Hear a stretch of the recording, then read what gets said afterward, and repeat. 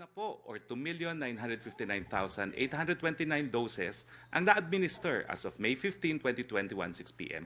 ayon po sa National Task Force. Nangunguna pa rin po ang mga A1, Workers in Frontline Health Services. No? Tignan po natin ang graphics ng mga nabakunahan na from A1 to A4. Makikita nyo po na sa A1, sa first dose, meron na tayong 1,215,974. Sa ating mga seniors, meron na po tayong 589,943. Sa ating mga merong comorbidities o yung A3, 430,525.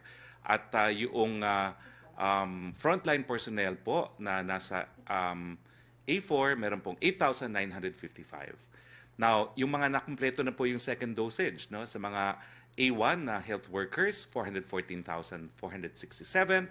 Sa ating mga seniors, 82,999. Sa ating mga may comorbidities, 216,774. At sa ating A4 na mga frontliners, economic frontliners ay 192. Or sumatotal, 714,442 na po ang merong completed 2 dosage.